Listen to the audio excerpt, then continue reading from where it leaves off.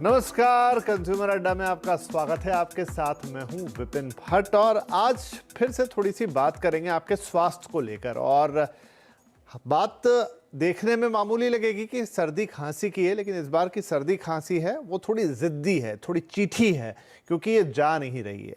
बहुत सारे लोगों को ये अनुभव हुआ है कि उन्हें एक बार सर्दी हो गई, 5 दिन उन्होंने देखा जो नेचुरल कोर्स में सर्दी होती है, साथ में खांसी होती है, नज़ला, नाक बहना, थोड़ा सा कफ जमा हो जाना, लेकिन फिर उसके बाद वो डॉक्टर के पास गए, इलाज भी करा रहे हैं, लेकिन बावजूद उसके ये स्वास्थ्य जो है, ये जो सर्दी और खांसी, ये ठीक होने का नाम नहीं ले रही। अब सवाल ये उठता है कि क्या सर्दी खांसी का ये पैटर्न बदल गया है। एक मन में आशंका ये भी आती है कि कोविड से गुजरने के बाद क्या हमारे अपने इंटरनल सिस्टम में कोई चेंजेस हो गए हैं, हमारा इम्यून सिस्टम पहले से अलग हो गया है। सर्दी खांसी आखिर इतना असर क्यों दिखा रही है? क्या इसका इस बार का जो मौसम है उससे कोई सीधा कनेक्शन है? आखिर ऐसा क्यों है?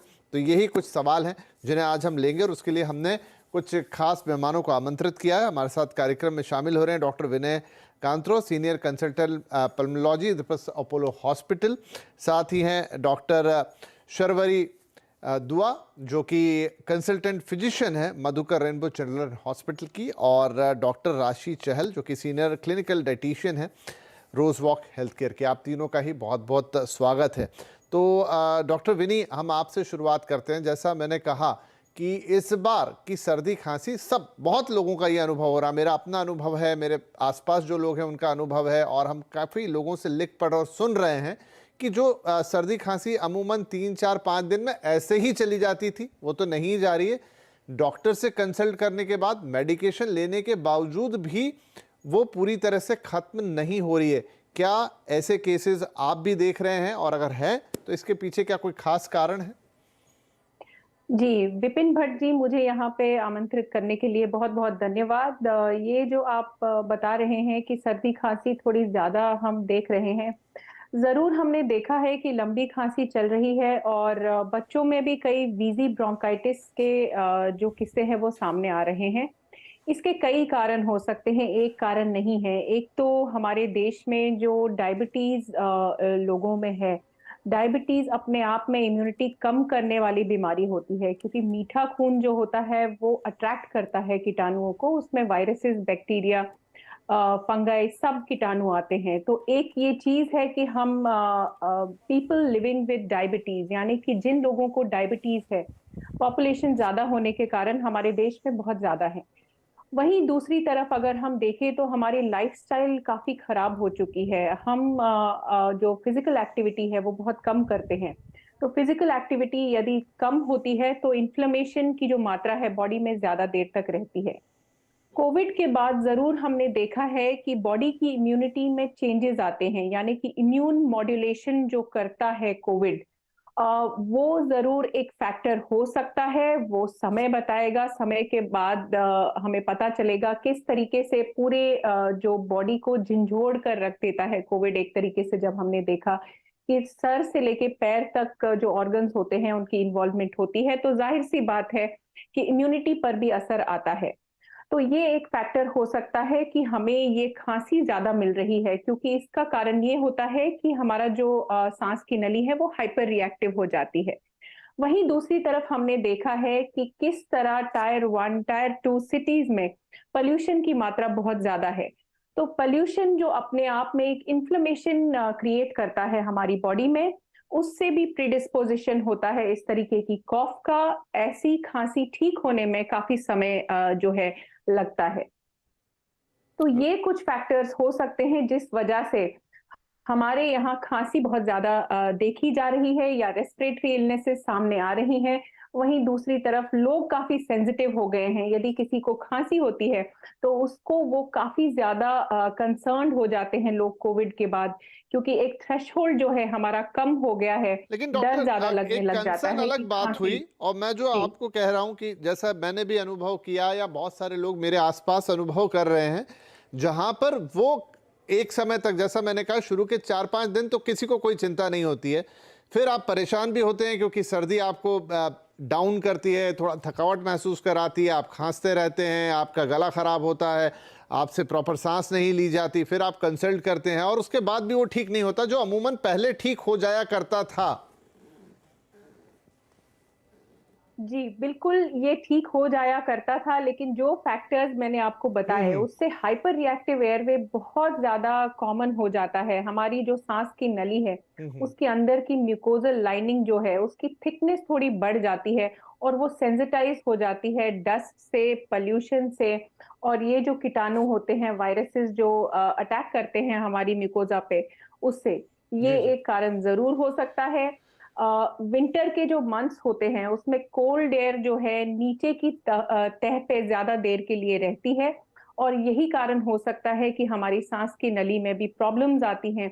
तो ये खांसी जुकाम जो है थोड़ा कुछ लंबा चल ज्यादा रहा है, ठीक तौर है। पे डॉक्टर बढ़ शर्वरी गई। भी जुड़ गई है हमारे साथ, तो अब खास तौर पे आप बच्चों की डॉक्टर हैं, तो डॉक्टर साहब, जो प्रॉब्लम एडल्ट्स में हो रही है वो बच्चों में भी देखने को मिल रही है। अब बच्चों के लिए ये है कि भाई स्कूल गए, दो चार आपस में बैठे आसपास दोस्त, और उनसे एक दूसरे को लग गया, क्योंकि सर्दी खांसी तो बहुत हाईली ट्रांसमिरेबल रहती हैं, और ये है कि उनकी भी सर्दी खांसी लंबी चल रही है। हमने देखा कोविड में अलग था, बच्चों पर उतना प्रभाव नहीं पड़ा था। मैं सीधे सीधे कोरिलेशन निकालने की कोशिश नहीं कर रहा हूं, लेकिन सामान्य व्यक्ति के मन में इसी तरह की चीजें आती हैं सोचने के अंदर। तो बच्चों के साथ भी ऐसा हो रहा है कि उनकी सर्दी खांसी थोड़ी एक्सटेंडेड है, ये माता पिताओं का कंसर्न है। जी, thank you for inviting me again. और बच्चों में खासकर ये बीमारी जो है हम देख रहे हैं बहुत ज़्यादा फैल रही है। ना कि सिर्फ फैल रही है, वो उनके सिम्पटम्स भी कुछ सीवियर होते दिखाई दे रहे हैं। देखिए, पिछले 2 साल से बहुत सारे रेस्पिरेटरी इन्फेक्शंस जो थे वो मास्क हो चुके थे कोविड के कारण। और मेरा लोग बहुत भी कम है। बच्चे ठीक है। खासकर होम बाउंड थे, वो घर पे रहते थे, स्कूल्स जो है वो घर से चल रहे थे। और जिस तरह से हम देख रहे हैं कि अभी स्कूल्स खुल रहे हैं, काफ़ी सारी एक्टिविटीज़ बच्चे जो हैं उसमें इन्वॉल्व हो रहे हैं, चाहे वो ट्रैवलिंग है या फिर कोई फेस्टिवल्स है। ये सब चीज़ें अभी जो है 2 सालों के बाद सोशलाइज़िंग एक तरह से बढ़ने की वजह से फैला इन्फेक्शंस का, रेस्पिरेटरी इन्फेक्शंस, वायरसेस, जो कि कम्युनिटी गैदरिंग्स में ज़्यादातर ईज़िली कैच करते हैं बच्चे, वो उसमें आम बात है। और इसी कारण हम देख रहे हैं कि उसका स्प्रेड भी जो है स्कूल्स के ज़रिए या फिर ये सब सोशलाइज़िंग के ज़रिए बढ़ रहा है। नॉट जस्ट दैट, उसके सिम्पटम्स भी कई लोगों में हम सीवियर दिखाई दे रहे अभी देख रहे हैं। उसका कारण ये है कि कोविड में जो नेचुरल इम्यूनिटी थी हमारी, वो कुछ तरह से कम हो गई थी।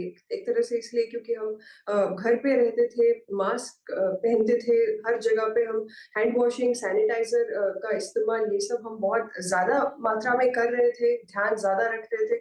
इसी वजह से हमने देखा कि नेचुरल इम्यूनिटी थोड़ी-सी लो, और इम्यून सिस्टम जो हमारा रिस्पॉन्स है, वो थोड़ा-सा एक तरह से कहीं कम हो गया, जो कि एक्सपोज़र के कारण बच्चों में खासकर वो डेवलप होता हुआ नज़र आता है।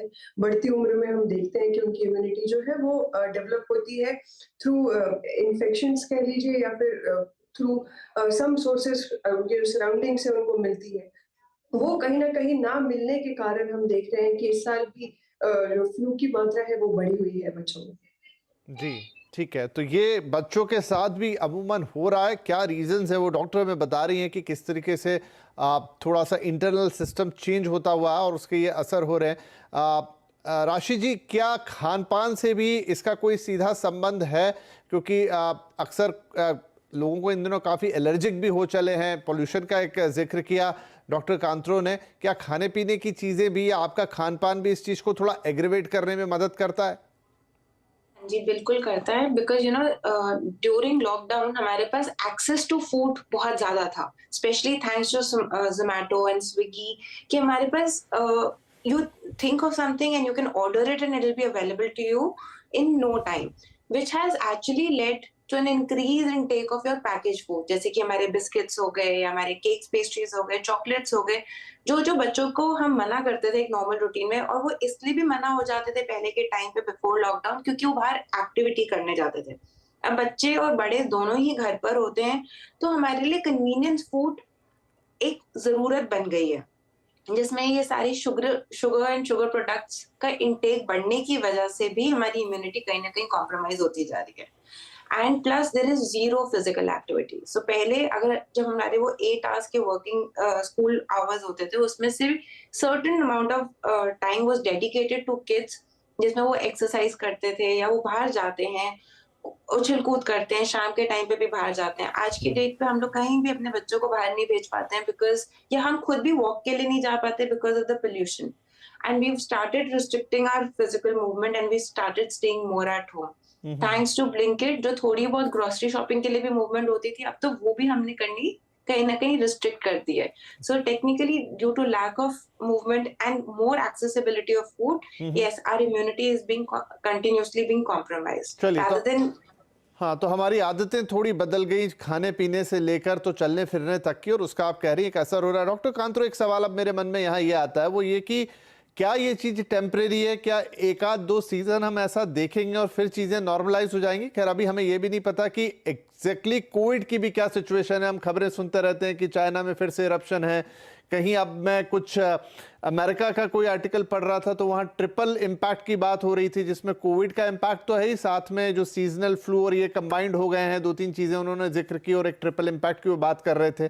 तो यहाँ से ये ऐसे ही देखने को मिलेगा, या अगर सब कुछ सामान्य रहा तो 2-3 साल में फिर हमारे सिस्टम, मतलब बॉडी का सिस्टम वैसा ही हो जाएगा जैसा हम पहले देखते थे, या फिर एक परमानेंट शिफ्ट है? देखिए, ये एक ठोस तौर पे बताना कि ये शिफ्ट परमानेंट है या टेम्पररी है, इस समय बहुत मुश्किल है। लेकिन जो हमारे सामने एक अच्छी बात ये है कि हमारी पॉपुलेशन जो है काफी हद तक इम्यूनाइज्ड है, और इम्यूनाइजेशन के बाद भी कई लोगों को कोविड जो है वो हो चुका था, चाहे फर्स्ट वेव में हुआ, सेकेंड में या फिर थर्ड वेव में। अभी तक ऐसा कोई वेरिएंट ऑफ कंसर्न नहीं देखा जा रहा जिससे कि सीवियर डिजीज हम दोबारा देखते हैं उस तौर पे जैसे हम पहले देखते आ रहे थे। जितने भी स्पोरेडिक केसेस होते हैं, यानी कि बीच में से निकलकर जो केसेस आते हैं जो काफी सीवियर हो जाते हैं, उनके अंदर कोमॉर्बिडिटीज भी ज्यादा होती हैं। जो कोमॉर्बिडिटीज होती हैं डायबिटीज के फॉर्म में या किडनी डिजीज के फॉर्म में, कोई पहले की लंग डिजीज हो उस फॉर्म में जब होती हैं, या कोई व्यक्ति अगर इम्यूनिटी कम करने वाली दवाओं पे होते हैं क्योंकि उनका कोई ट्रांसप्लांट हुआ है या कोई ऑटो इम्यून कंडीशन है, तो उन लोगों में हम देखते हैं कि सीवियर डिजीज होने की संभावना जो है ज्यादा रहती है। ये हम फ्लू के दौरान भी पहले से ही देखते आ रहे थे। जितने भी वायरसेस होते हैं, बैक्टीरिया होते हैं, ऐसे लोगों को ज्यादा अटैक करते हैं और उनको ज्यादा मार देते हैं। तो ऐसा नहीं है कि हम जो सीवियर केसेस ऑफ कोविड हैं अभी ज्यादा देख रहे हैं या कोई प्रॉब्लम कर रहा है कोविड इस समय। लेकिन हाँ, आगे जरूर हमें सतर्क रहना पड़ेगा कि कोई ऐसा वेरिएंट ना आए जिसकी वजह से प्रॉब्लम हो सकती है। पैंडेमिक्स में अक्सर देखा गया है कि एक एंडेमिक लेवल आने के बाद साल दर साल जब कई बार इसमें कुछ म्यूटेशंस होती हैं या म्यूटेजेनिक शिफ्ट जो होता है कुछ सालों के बाद, उस समय केसेस जरूर बढ़ते हैं। लेकिन ये बहुत ज्यादा प्रॉब्लमेटिक इस समय नहीं होना चाहिए। इसका जो आगे का जो सल्यूशन है, किस तरीके से हमें बूस्टर लेना चाहिए, अपने जो वैक्सीनेशंस है उनको किस तरीके से अपग्रेड करना चाहिए, उस सही तरीके से वो निकल के आएगा। वहीं दूसरी तरफ अगर हम देखें, एक चीज हमें ध्यान में रखनी पड़ेगी कि पोल्यूशन की लेवल जो है वो दिन के दिन बढ़ती जा रही है। पहले हम सुनते थे कि मुंबई की जो एयर क्वालिटी है वो काफी हद तक बेहतर है बाकी शहरों से, लेकिन इस साल हमने देखा है कि मुंबई की जो एयर है वो भी काफी ज्यादा पोल्यूटेड है।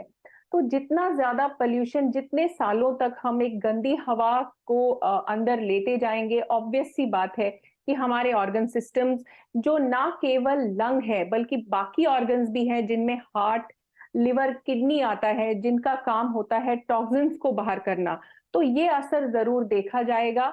इसी के कारण हम देखेंगे कि वीजी ब्रोंकाइटिस के किस्से जो हैं या फिर एस्मा के जो किस्से हैं, जो बच्चों में जो हम एस्मा देखेंगे वो शायद बढ़ सकती है। जी। यही कारण हो सकता है कि हार्ट अटैक की मात्रा भी हम अडल्ट्स में अभी ज्यादा देख रहे हैं। राइट, तो आपका पोल्यूशन पे कंट्रोल करना हर लेवल पे एक नहीं, आपका बहुत सही पॉइंट है। Pollution is the biggest culprit at the moment, क्योंकि हम ये भी है कि 2 साल से इंडोर रहने के कारण, लॉकडाउन में रहने के कारण, थोड़ा आइसोलेटेड रहने के कारण आप एक्सपोज भी नहीं होते थे बाहर पोल्यूशन भी नहीं हो रहा था, ना उतनी गाड़ियां चल रही थी, और अचानक से हम फुल्ली पॉल्यूटेड माहौल में फिर से आ गए, तो शायद बॉडी को एडजस्टमेंट करने में भी दिक्कत हो रही है। एक छोटा ब्रेक लेते हैं, ब्रेक के बाद अब उपाय क्या है। अमेरिका में तो लोगों ने मास्क फिर से लगाने शुरू कर दिए। जिस ट्रिपल अटैक की हम बात कर रहे थे, क्या वो प्रैक्टिस हमारे यहाँ तो अब पूरी तरह बंद हो गई है, लेकिन फिर से शुरू कर देना चाहिए? क्या कोई उससे फ़ायदा होगा? और आप क्या कर सकते हैं साथ में? क्या सुधार, क्या खान पान, कैसे अपनी इम्यूनिटी को बेहतर करें ताकि ये सर्दी खांसी जैसी मामूली चीज़ें शायद लंबे समय तक ना चले। एक छोटा ब्रेक, ब्रेक के बाद ये छोटे छोटे उपाय।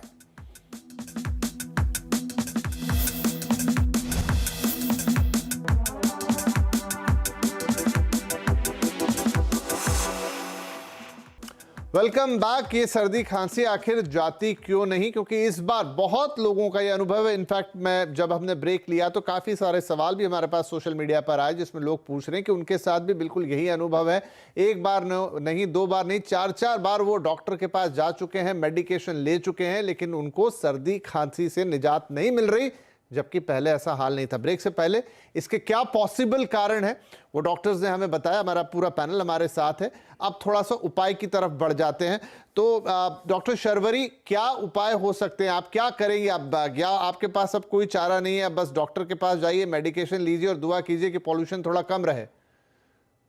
जी, बिल्कुल। जैसे मैडम ने डॉक्टर बेदी ने जो बहुत अच्छे पॉइंट्स बताए हमको कि पोल्यूशन के कारण हम देख रहे हैं कि इस जो हमारे रेस्पिरेटरी सिस्टम है वो कुछ हद तक इम्पैक्ट इस तरह से हो रहा है कि हम बहुत प्रोन हो रहे हैं, मतलब हमारी इन्फेक्शंस के चांसेस बहुत इजीली बढ़ रहे हैं।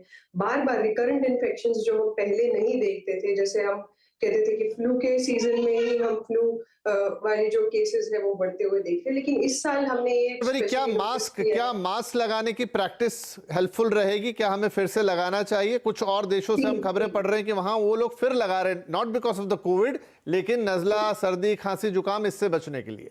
जी, देखिए, primary prevention always is better, इसलिए हैंड वॉशिंग, मास्क पहनना, खासकर ऐसी जगहों पे जहाँ पे आपको लगता है कि कम्युनिटी स्प्रेड हो सकता है, भीड़ भाड़ वाले जगहों पे, मार्केट एरियाज में जहाँ पे बहुत क्राउडिंग होता है और वेंटिलेशन बहुत अच्छा नहीं होता है, उन जगहों में खासकर हमको मास्क पहनना जो है वो आई थिंक रखना चाहिए एज अ हैबिट।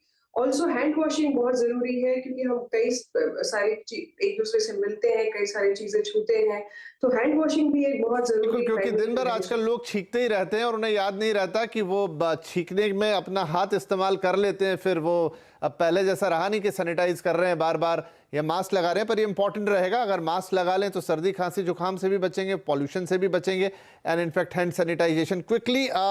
राशि जी, मुझे ये बताएं, बहुत सारे बड़े बुजुर्ग इन दिनों सलाह दे रहे हैं कि आप गर्म दूध पीजिए, हल्दी डाल लीजिए, उसमें छुआरा खारक डाल लीजिए। क्या इस तरह के घरेलू उपाय आपको एक हद तक रिलीफ दे सकते हैं? बिल्कुल दे सकते हैं। जैसे कि हमने कोविड के टाइम पे भी देखा था कि हमारे को बहुत रिलीफ मिलता है। मगर ये जितने भी हम काढ़े बनाते हैं, एक तो इनमें जो हम इंग्रेडिएंट्स डालते हैं, जैसे कि तुलसी डाली या अगर हमने उसके अंदर अदरक डाला है, हल्दी डाला है, इन सब की मात्रा हमें बहुत कम रखनी होती है। बिल्कुल चुटकी भर हल्दी ही हमारे लिए काफी होती है। इंडियन खाने में तो वैसे भी हमारे हर खाने में थोड़ी हल्दी डलती है, तो ओवर डूइंग किसी भी चीज की ना करें।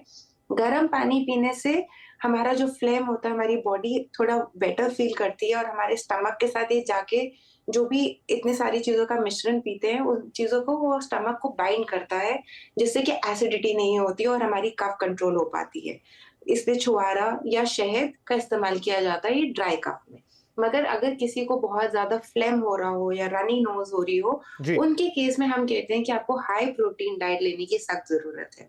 ठीक है। जिसके साथ हेल्दी फैट्स लेने चाहिए। तो आपके सीड्स हो गए, जैसे कि हमारे खरबूजे के बीज, वो बहुत फायदेमंद होते हैं। हमारे पंपकिन पेठे के बीज हो गए और हमारे ये अलसी के बीज, इन सारी चीजों को अगर आप हल्का सा ड्राई रोस्ट करके घर में रखेंगे और पूरे दिन में 1 चम्मच लेते हो, तो आपको सारी एंटीऑक्सीडेंट्स, जिंक, मैग्नीशियम और ऐसी बहुत राइट। तो ये घरेलू उपाय हैं जिनसे आप एक हद तक अपनी सर्दी खांसी को न्यूट्रलाइज कर सकते हैं, कंट्रोल कर सकते हैं, अपनी इम्यूनिटी पे काम कर सकते हैं। और इनफैक्ट लेकिन हम ये भी कहेंगे कि अगर ये ज़्यादा है और नहीं जा रहा है तो आपको डॉक्टर से भी जाके ज़रूर मिलना है। फिर वो आगे आपको गाइड करेंगे कि आपकी खांसी या सर्दी किस लेवल पर है, क्या आपको किसी टेस्ट की या एक्स्ट्रा मेडिकेशन की ज़रूरत है। लेकिन जो बेस लाइन है, हाँ, अगर आप मास्क लगा सकते हैं तो बिल्कुल लगाइए। और लगा क्या सकते हैं, आदत तो हमें डाल ही चुके हैं, एक बार फिर से निकाल लेना है उसको बाहर, और हैंड सैनिटाइजेशन का ख्याल रखना है जब तक ये 2-3 महीने सर्दी वाले हैं, क्योंकि इसी दौरान पॉल्यूशन जो इस समय बहुत बड़ा रोल प्ले कर रहा है